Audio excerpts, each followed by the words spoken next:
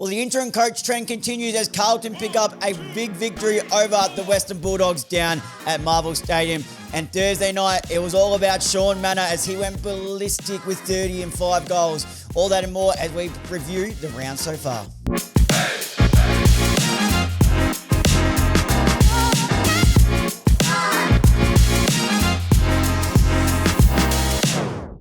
Hello, everybody, and welcome back to the Up the Guts podcast. Joining as always is your host, Trent Yolton, or some of you might know me as Tricky. And yes, as I mentioned, this is the review of the round so far, all the way up to Saturday night, all the Saturday night games. We've had some big victories. We've had some surprise results. We've had a bit of everything, really. So without further ado, let's get straight into it. Thursday night, Brisbane and Geelong at the Gabba, and it was the Cats getting this one done by 41 points, which was a big shock, I reckon, to a lot of people. A lot of people would have tipped Brisbane purely being because it is at the Gabba, and obviously they're the reigning back-to-back premiers. So I reckon this would have been a massive shot. I personally tipped Brisbane. I thought purely being at the Gabba, they would be able to do that. But Geelong looked really, really good with this new forward handball type of play that they're going with their ball movement, moving it fast through forward handballs.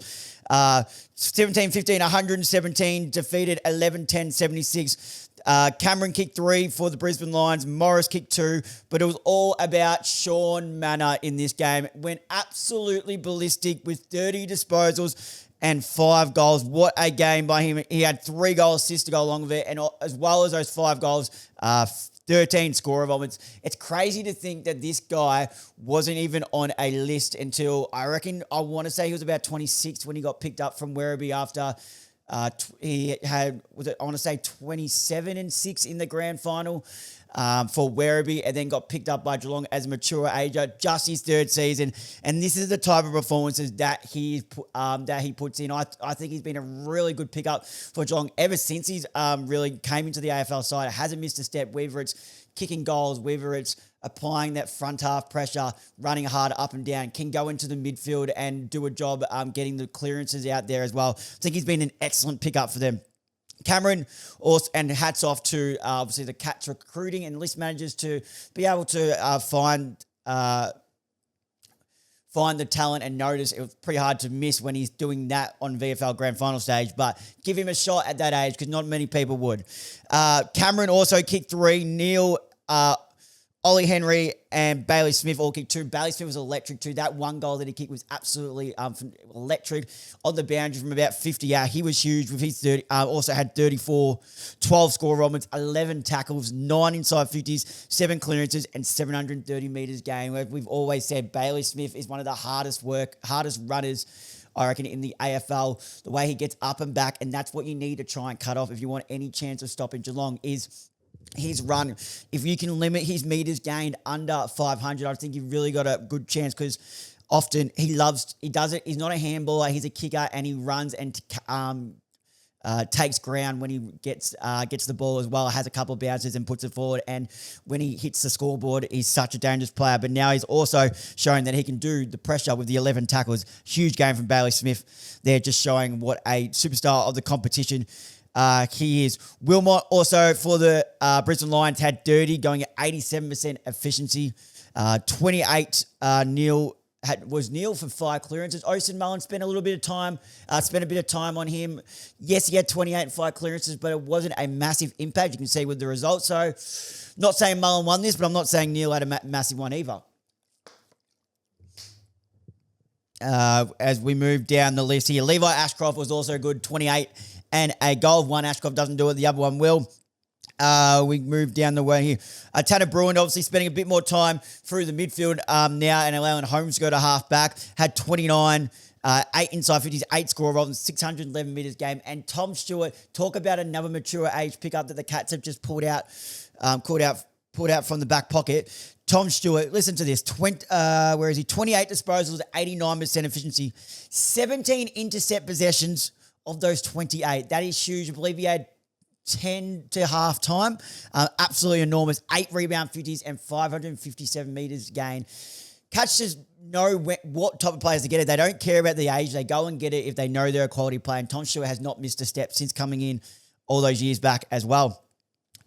We mentioned Shaun Mannagh, but 3 goals in the third was enormous. especially this is when Geelong started taking over the game, when they came out in the third quarter and kicked 5 goals in a row really, really quickly, and that just pretty much shut the game closed there and then. But what does this mean for Brisbane? Are they just going, or do we not be worried about Brisbane as of yet? It's just a watch, I think, to see how if Brisbane aren't the same Brisbane, or this is a mulligan. I think they've been slow all year, but then they know when they can turn it on, but they're not doing it consistently. So bit of a watch here, I think, for Brisbane Lions. Not like falling out of the eight, but I'm saying more in that they got their chances of going for the three-peat. Then we move over to Friday night. Oh, my heart was pounding, and I'm actually kind of happy with the Pies' effort. No, I'm not happy with the lead we let up, but what I am impressed with was how close we kept it. I thought this was going to be a 10 goals plus loss to the Pies. But I'm not happy with I think it was 6 goals that we gave up. So it was, in the end, Sydney Swans 11-15-81 defeated 10-15-75. The best on ground for the Goods O'Loughlin medal was none other than Brodie Grundy. He was absolutely enormous. Had 34 disposals, 46 hit-outs, 12 clearances and a goal, especially Oscar Steen going down with an ACL. Thoughts go out to Oscar Steen, and because that now leaves, I think Darcy Cameron's back for the Pies next week, hopefully. But Mason Cox will be very handy for them right now, because other than that, they don't have anyone that can go up and play as that second rush. Oscar Steen was that option. Now he's gone down with an ACL. We know how good quality of ruckman Cameron is, but they've opted to go with Steen over Cameron at centre bounces, purely because of the new ruck rule. So that's definitely going to be a problem. If the Pies season wasn't cooked or getting towards cooked already, that's going to be another blow to the guts, that one. But as I mentioned, Grundy there. Blakey is in what can't the Lizard do? It's not, whatever he does half the time, it's not pretty. It's unique, but his kicking is exceptional. The way he moves isn't, one that you would teach, or some of the stuff he does.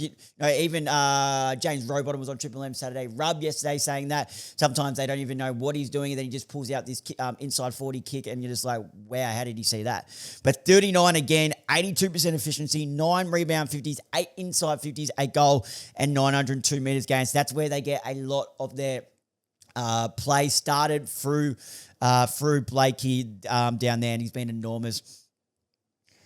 Excuse me, as was Heaney, though, 32, 20 of them contested, 11 clearances, a goal, and 9 scorer moments. If they are to win the flag, the Sydney Swans, Heaney needs to stay fit from here on there.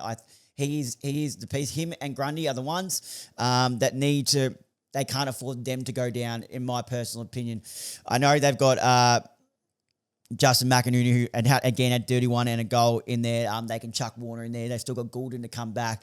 But I feel like if Heaney went down, that would be such a big blow, because also what he can do in the front half. It was interesting to see Nick Dacos start at least the game deep forward. Obviously, copped the tag from James Jordan and looked like a really good move at the start, kicking 2 first quarter goals. The second goal he kicked was elite body work. I was talking to Adam, who's a City Swans supporter, who I commentate with on the weekend at a concert last night. And we both agreed that body work he was using, he's so strong through the hips now.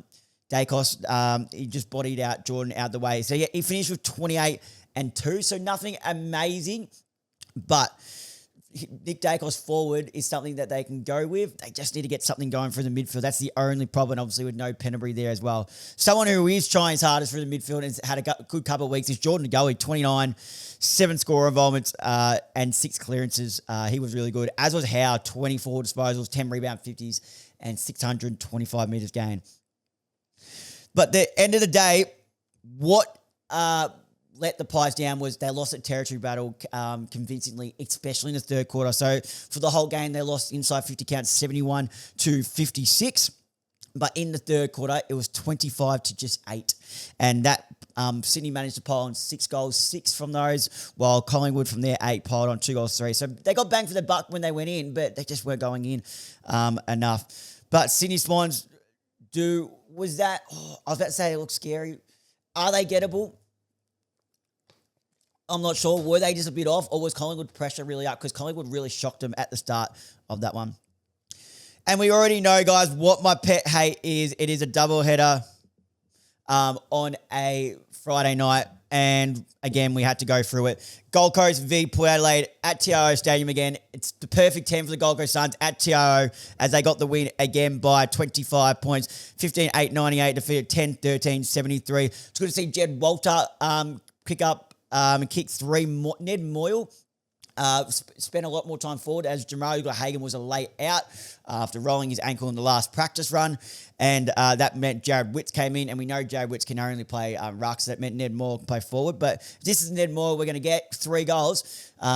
It's good. It's a good asset to have if they want to play him and Witts at the same time. But I really do like Moore. I previously said it on episodes in previous seasons. Moore would be a great one for clubs searching for a ruckman if they want to try and get him out of the Gold Coast Suns back when Witts was in really good form. Witts now at the back end of his career, so they're leaning towards Moyle now. So it looks like he would probably want to stay now because he's getting the keys now, especially with the new rules. But I think clubs may have missed a chance on Ned Moore there. I believe he's Victorian boy as well. The key forwards were kept quiet, so well done to both key defenders down there. Ali from Port Adelaide keeping Ben King to just 1 goal, who's currently leading the Coleman medal. Ben King, great effort. I think this is the first time he's been kept under double, more than 2 goals kicked, is what I'm trying to say. And then obviously at the other end, Sam Collins or Mitch Georgiades. And Mitch Georgiades, again, 1 goal 3, needs to get that right. He just needs to get that right. He could be anything if he gets that goal kicking right. He could fix it, but might be potentially in a different colour jumper next year. But that will let that play out as it does. Richards was also really good with 3 goals for Port Adelaide. And McKinley's been a really good find for them as well. I believe drafted last year, but this is definitely his first season playing. He's only played about 8 or 10 games, I think I heard. He kicked 2 and just does some really good things. And Joe Berry's really starting to find his feet. 2 goals as well. Noah Anderson, it's good to see him back in the form that we know the skipper can be. 33, 8 disposals, 8 clearances, and 958 metres gained. Bodie Hewlin's having some sort of season. 31 at 81% efficiency and a goal. Noble, another one, would be on All-Australian whiteboard, possibly like in the squad to look at. 31 disposals at 97 kicking efficiency, or disposal efficiency, sorry. A goal, 2 goal assists, and 696 metres gained. While Petrarca had 27. 15 contested, 9 clearances, and a goal. Butters did what Butters done. He does try hard.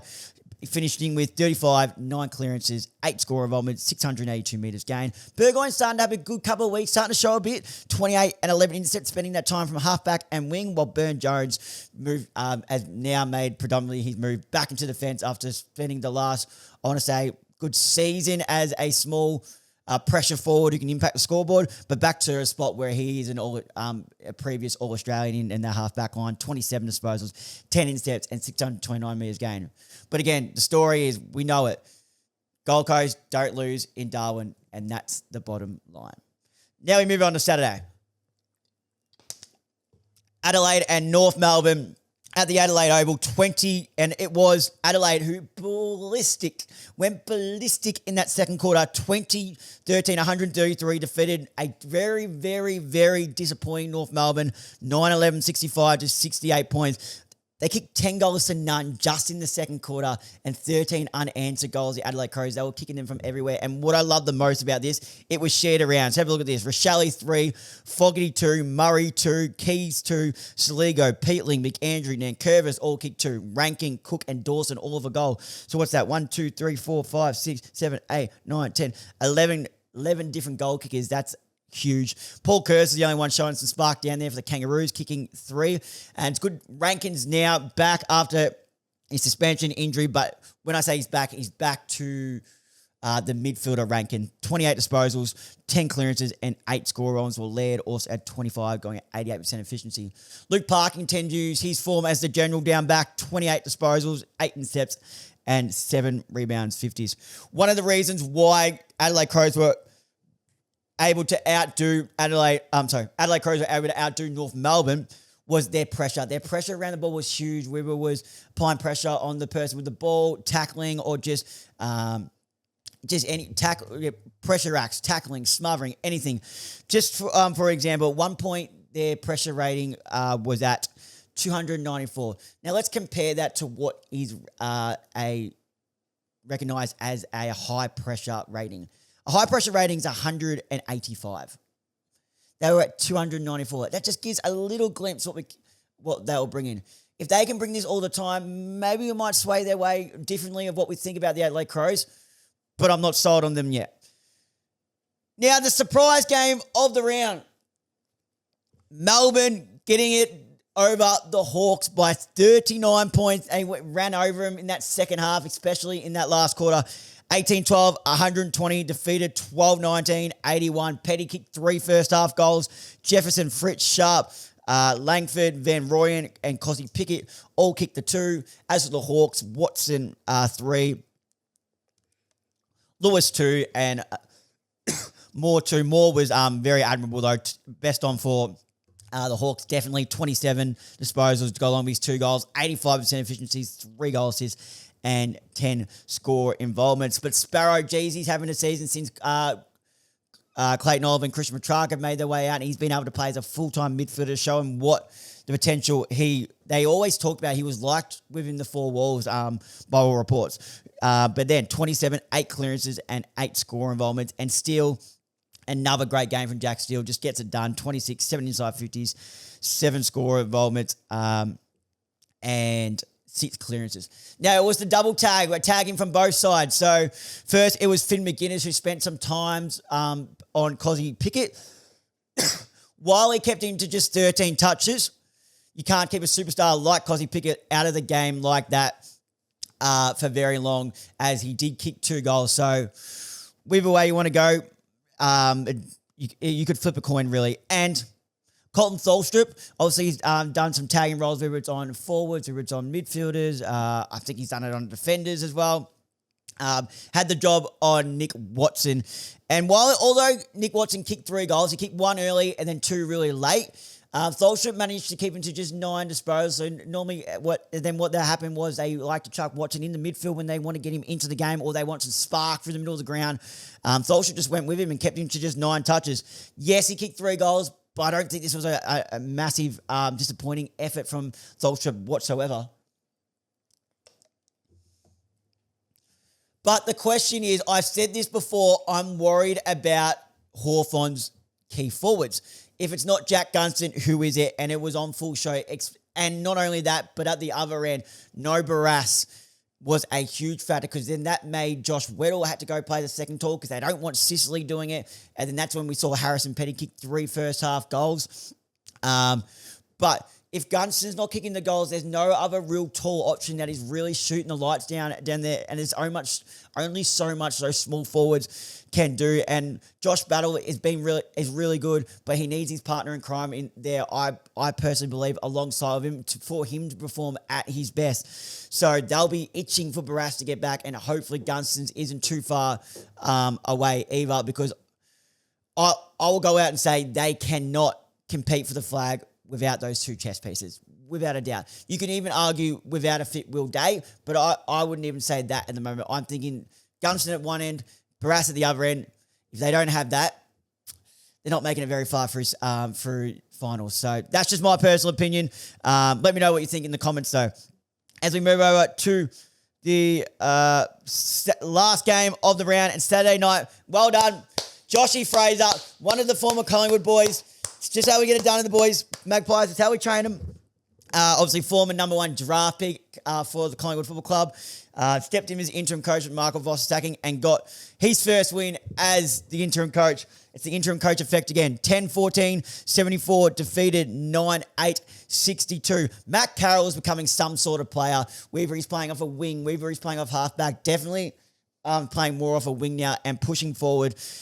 He kicked the 3 goals, had 16 disposals, went at 100% disposal efficiency, and also took the 10 marks and had 6 inside 50s. He's becoming a seriously player, and he's developing right in front of our eyes. Not no superstar, but he's someone who's just electrifying. I love the way he goes about it. He flies through his marks, he uses the ball well, and now he's starting to hit the scoreboard. I think he's one that's just building right in front of our eyes. And to keep an eye out for the future going forward, I think, as well. Got a good one there, in my opinion, the Carlton Football Club. Mackay and Cripps, who spent a bit of time forward as well. Kick 2 was also enormous through the middle of the ground. Excuse me. 29 disposals, 17 of them contested, 2 goals and 8 clearances. Florent was enormous as well, 28 at 93% efficiency. 11 marks and 8 intercepts. Jagger Smith back to spending a bit more time for the middle, 25 disposals, 8 score involvements and 5 clearances, while Sammy Walsh 25 and 7 score involvements. As for the Bulldogs, Norton kicked 3 and West kicked 2. Dale tried his best off that half back line, 31 disposals at 84% efficiency, 9 intercepts, 7 rebound 50s and 631 metres gained. Sanders also had 27 to go along with a goal. One to walk out for is Bailey Williams, the hamstring. I really like Bailey Williams playing off that half-forward wing. I think he's a really good asset to the Western Bulldogs side. I believe he creates a lot of the play moving forward inside forward 50. Came off of a hamstring injury in the second quarter, so a massive watch on that because I think that could be a decent blow for the Western Bulldogs. But what a moment it was for Jack Eisen to kick his first goal on debut. Indigenous boy joined in with Zach Williams and Artie Jones for the Indigenous dance pre-game. Went back, got the high contact free kick and kicked the goal that pretty much slammed the door shut on any chance of the Western Bulldogs coming back for a victory with about 3 to 5 minutes left to go in the final quarter. What a moment. What a moment for Jack Eisen. No better time to step up to the big stage and kick the goal that seals the game in your first game as an Indigenous individual in Indigenous round. So well done to Jack Eisen and the Carlton Football Club. Well, there you have it, guys. That is the round so far for Indigenous round, or Sir Doug Nicholls round. Thank you guys for watching along. Obviously, recording this on a Sunday. So as we speak, in a half an hour, we've got Essendon and Fremantle at the MCG. I think the Dockers get it done quite easily there. St Kilda and Richmond follow them at 3:15 at Marvel. The Saints should get that one done as well. West Coast and the Giants. Bit of a danger game, I think, for the Giants there, purely because they're West Coast and they need to respond and show something after somewhat of a promising start to the season, but they've been very, very poor as of late. That's going to wrap up the round so far review. Thank you guys for watching and listening along. If you're watching this on YouTube, make sure to leave a like and comment on this video. Hit that subscribe button and turn notification bell on. If you listen to this via Spotify and Apple Podcasts, please make sure to leave a like and comment on this video, episode. Hit that follow button, turn notification bell on so you're notified whenever we upload. Share this off to a mate who enjoys their footy. And please, guys, remember to leave a 5-star rating on the show if you did enjoy it, as it does help push the show out there to new listeners. If you want to see all the clips from the show and any other sport-related content, make sure you're following us on socials. Instagram and TikTok is at @uptheguts_. You can also find us on Facebook. Just search Up the Guts and we'll be the top one in the search bar. Thank you guys for listening and watching along. And until next time, I'll see you guys then.